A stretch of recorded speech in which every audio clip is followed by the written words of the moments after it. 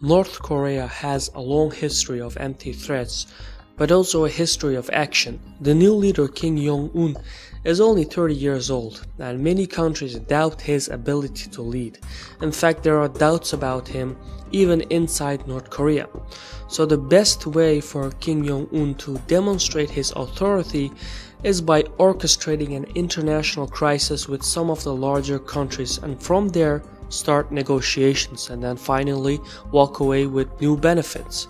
Of course, this strategy has its limits, and although they seem crazy and unpredictable, Pyongyang has been very careful not to step out of line. But for argument's sake, what if North Korea became desperate enough and a war actually broke out?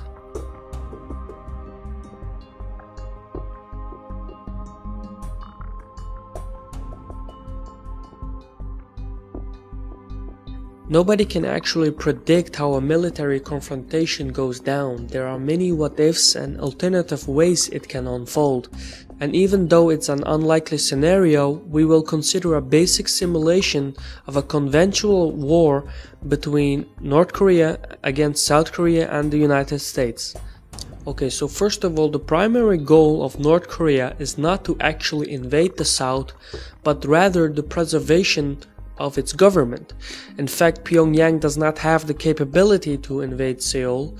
Its second goal is to reinforce Kim Jong-un's authority. This could be achieved by political benefits from the negotiations, such as a real peace treaty and the recognition of North Korea by the United States, Japan, and South Korea. But to achieve these goals, the North Koreans will want to demand a ceasefire from all the players, and they would have to get this done before the US Air Force inflicts overwhelming damage on the North Koreans. So the deadline for North Korea is only a few days.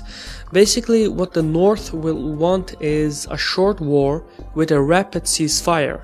Now, for a quick ceasefire, Pyongyang would have to come up with something so devastating that everyone would accept a truce. The most likely scenario is that North Korean artillery bombards Seoul, the capital of South Korea. Of course, the US Air Force would devastate North Korean artillery, but in the meantime, Seoul would be severely damaged, and that's something that South Korea would not tolerate. So therefore, the North Koreans are confident that the South Koreans would demand a ceasefire, and thereby bringing the US along with it in its demands. The negotiations would involve both the Korean states, the United States, Japan, China, and Russia.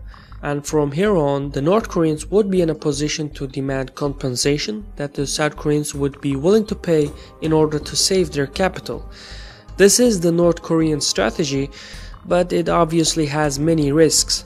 For starters, this strategy is no secret, and many intelligence agencies are well aware of it. Another risk is that the South Koreans may actually endure the destruction of their capital and not agree to a ceasefire, but instead focus on taking down the North Koreans for once and for all. This seems actually plausible, considering the alternative is to continue living under North Korean threats. Another problem is the reliability of the North Korean artillery. It could prove ineffective, and does North Korea have enough ammunition? A war in the Korean peninsula is unlikely to happen, and if it did, a military confrontation is difficult to predict. Let us know what you think might happen. This was a Caspian report by me, Shirvan. Thank you for watching, and Sağ ol.